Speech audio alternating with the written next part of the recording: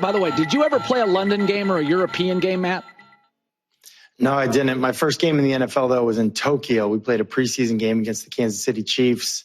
It was a lot of fun. Actually sprained my tailbone in that game, so I had to fly back, basically standing up the whole time. So that was the only negative, but it was a good time otherwise. So I always kind of give those London games a little bit of a pass. The favorites tend to play well.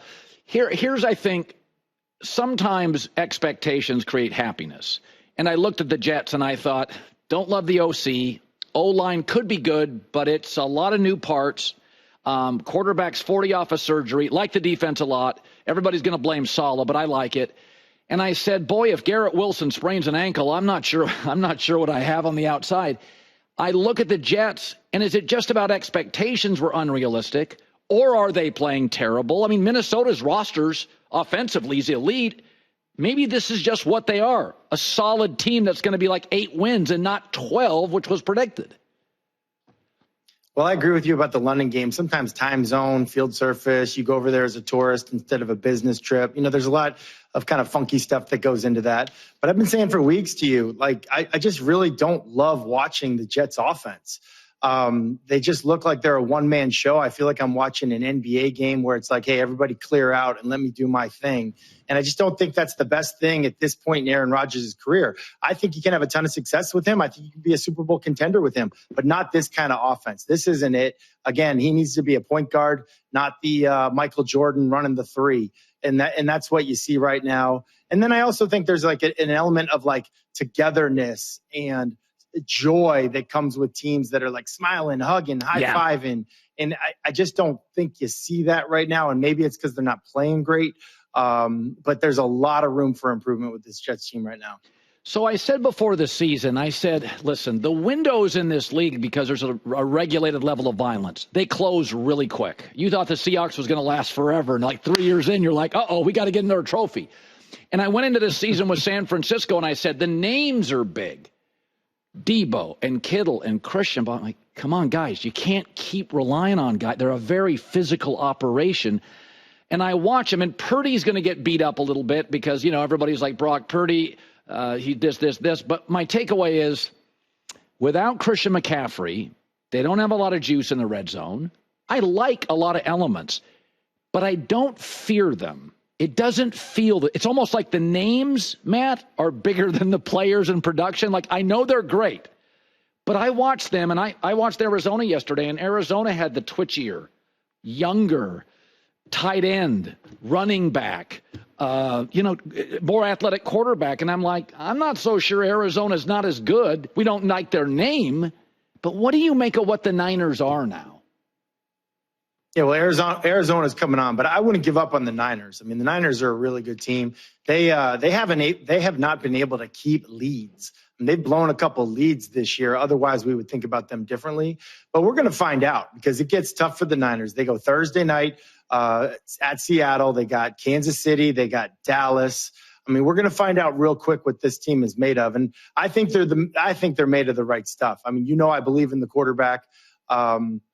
Obviously, they got to improve, but I think that sometimes you can almost improve more as a team when you have tough losses. Like when you win, sometimes you just sweep some stuff under the rug and like, oh yeah, but we won. When you lose, you look at everything, and they will get their horses back at some point. And they'll be a different team. I've compared Dak to Kirk Cousins, super high EQ. If you just dropped into a game in the third quarter and Dak had 4 picks, you'd never know. His personality doesn't change. Same with Kirk Cousins. There is something about, in a vanity-driven franchise, his maturity. He's an adult. We had some cultural changes in America a few years ago, and Dak in a conservative town with Jerry Jones, like just good at the podium. And I watched him last night. You did this for 18 years. I think there's some things he doesn't do well, but God, he's just unflappable. How do you view Dak?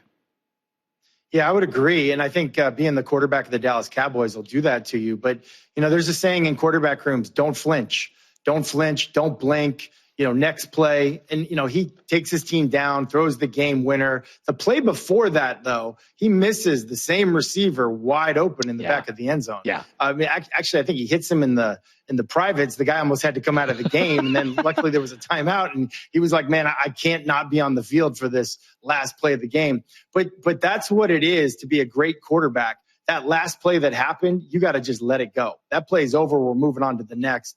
And I do think Dak Prescott's unflappable. He doesn't care what people say about him.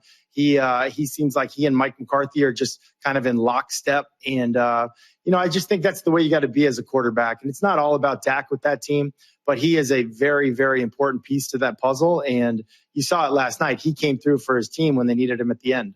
Can you explain to me, Josh Allen has the credibility, the talent, and the gravitas that if something is called in late in the game, I would think you would, at the end of your career, middle of your career, to say, guys, we're not going to do 3 straight passes here. I'm fuzzy. I got hit. We're not going to do this. Should I give a little blame on Josh, not just saying, guys, we got to burn timeouts from Houston? And I don't like banging on coaches for play calling. I don't know who's healthy. I don't know what's available and not available. I don't like doing it. But, Matt, that was brutal. Like, that jumps off the TV screen. Should Josh have said something? Well, I'm probably the wrong person to ask because I'm fired up today about how that head injury concussion situation was handled with Josh Allen. I thought it was embarrassing, kind of disgusting, kind of a joke.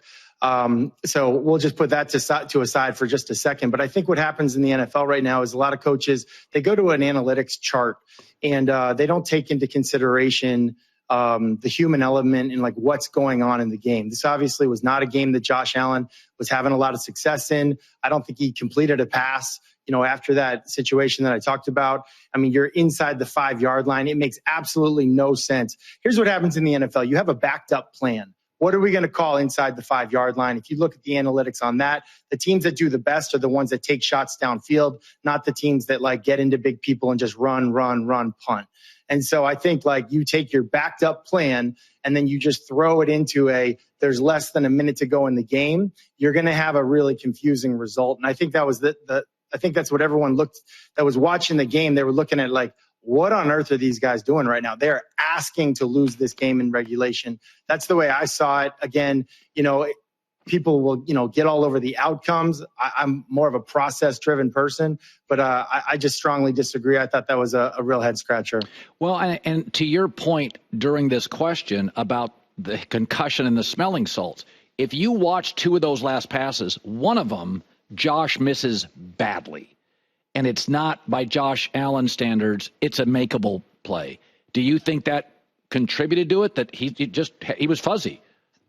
Here's the thing. This is a crazy thing. Like times I've been hit. Sometimes when you're concussed, it like you play better at times. It's like Pink Floyd writing a song when they're stoned out of their minds. Like you can't explain it, but so I don't think you can't necessarily judge it by that. I don't think that's what you should be judging.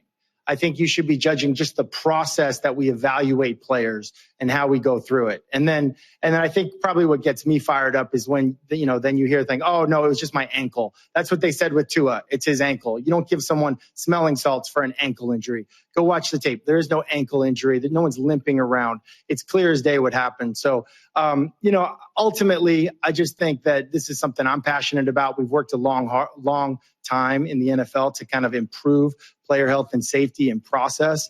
But honestly, just taking that out of it, the game management, and I love that coaching staff. I love that team. I'm a huge Josh Allen fan, but that was a head scratcher, and they just really kind of blew the game management part of that one. So there are games in the NFL that you as players are probably getting on a flight going home thinking, that was a big win. And me and the media, we just like, Giants won in Seattle. But I watched their O-line and D-line domination. And Daniel Jones, Brian Daboll's coached the reckless out of him. No Malik Neighbors, no Singletary, rough trip, hard place to play, as you know. And I watched that and I'm like, are the Giants good? That feels like a much bigger win flying home, that Daboll and his staff are like, fellas, we got a squad here, then we'll get attention today. Your thoughts? Yeah, no doubt. Especially, I mean, the Giants haven't had a lot of success up there, I don't feel like. And I would just say with Daniel Jones, I think we all piled on that team and that quarterback early on because of how training camp went and what they looked like against the Minnesota Vikings early. They were great yesterday. I mean, they really would. I mean, even, the touchdown that was given to Seattle, it was a close call at the goal line. But I would just say this about Brian Daboll. If you're going to look for one thing, if you're a Giants fan or even if you're not, check out the launch point where he throws the ball from, particularly on the 2 touchdowns. The launch point, changing the launch point. If you don't have the best offensive line, now they've upgraded their offensive line. But yes. If you're going to struggle with crowd noise or pass protection, change where the quarterback throws the ball from. It's not going to be 7.5 yards right behind the center every single time. And so on his two touchdown passes yesterday, really cool and creative. I think Schmidt's the center. He's pulling one way, pulling back the other way. I thought it was a really good game plan. And Brian Daboll is going to take a lot of heat because he's in New York, but I thought they did a great job with their execution and their plan yesterday. So Caleb Williams, for the last 10 quarters, he's played well. I thought Bo Nix, who's more athletic than he'll get credit for, so Bo Nix and Sean Payton get into a screaming match, and I know Sean pretty well. And Sean is intense, okay, which I love about him. He's passionate. And they're arguing and yelling. And then, CeeDee Lamb's doing that with Dak. But there was something about Bo Nix and Peyton. They went back and forth. Are you good with it? Explain it. Your thoughts on that. It happens, man. It happens. I mean, Sean Payton's fiery. Anybody that knows him knows that. I mean, Mike Holmgren was that way. He was very fiery on game day. You didn't expect it out of Bo Nix, I would say. And probably the same thing, when Coach Holmgren and I went at it, you didn't expect it from me. I do think this is a perfect match, though. People say, who does Bo Nix remind you of? I'm trying not to say Drew Brees, but there's a lot of Drew Brees in his game. And I just think when you talk about fit, this quarterback, this play caller is a really nice fit. Yeah. By the way, Drew Brees did move better early in his career. You remember the old Drew when he was a pocket guy, but Drew was a good athlete, and early in his career he moved around, and Bo Nix moves around. So I do think it's the comp. And Matt Hasselbeck, as always, great stuff. And I love that you talk about the Josh Allen situation because that stuff is outrageous. And the reality is what makes this game great is not only the stars and the talent, but it's protecting them because the men are getting bigger and stronger. And so it does matter. It does matter that we protect not only the stars, special teams gunners, everybody. And I love that you're passionate about it. I do respect that. Well, I think the NFL has done a great job of leading in this area, and it trickles down to college, high school, youth sports. Football's never been safer, and I like to, just basically stay on that path. I thought it was a big step backwards yesterday. Matt, as always, I love having you on Monday. Thanks, bud.